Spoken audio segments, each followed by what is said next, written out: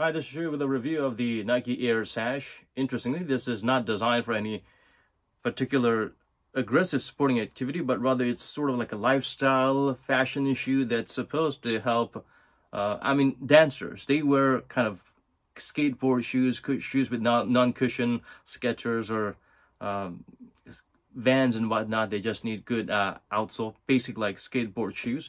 But this, interestingly, has a very soft midsole. It's an injected Phylon, but it feels like Cushlon because the density is very low.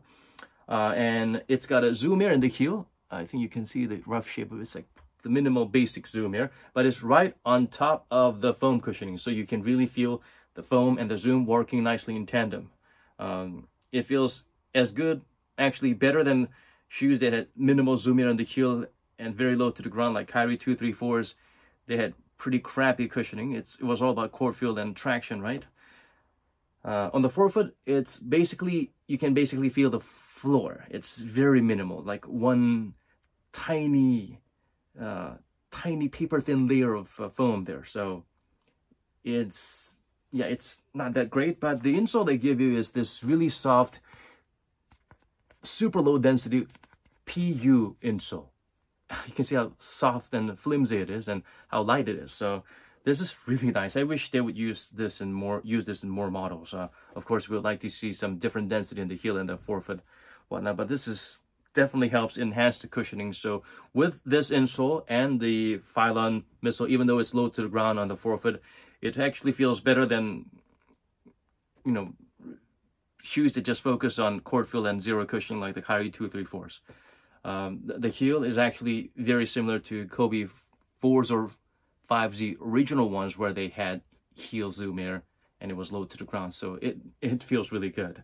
It weighs about 323 grams for a size 9, but yeah, it feels just as, it feels what the number shows. The padding is nice all around, minimal, but nice. There's no substantial heel cup, but there is some type of starchy material here to provide some degree of resistance and support.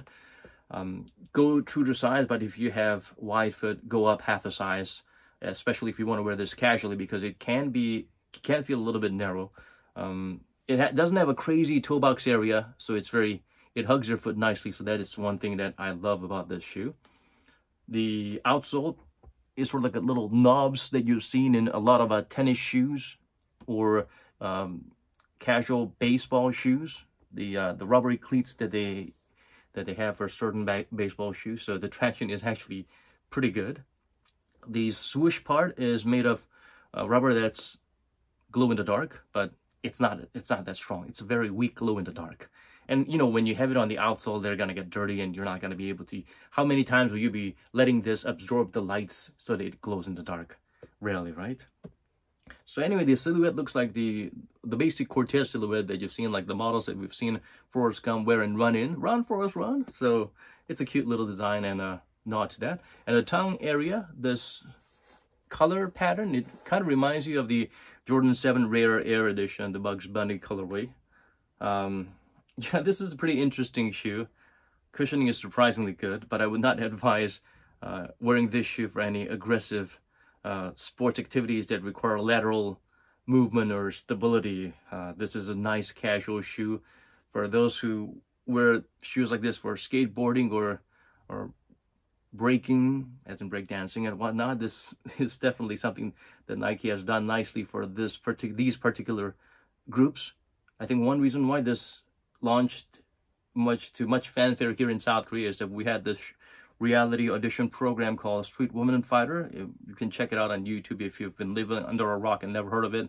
It actually brings together female dancers, mostly breakers or break dancers, and the audition program was a hit, and almost everyone involved in it is in all kinds of commercials in Korea, and they basically managed to help the sector shift into, I guess, the mainstream of K-pop, I suppose, because usually they'd be seen dancing in the background of K-pop idols. So no longer are they the backdrop or the caliphaires. They are the main stars that regular people pay attention to and might strive to become the next winner of Street Woman Fighter, or some of the fanciful names they have, some of the characters they have. So this is a nice little, I guess, tribute or homage, or paying respect, showing some respect to the struggling artists who made it to the forefront.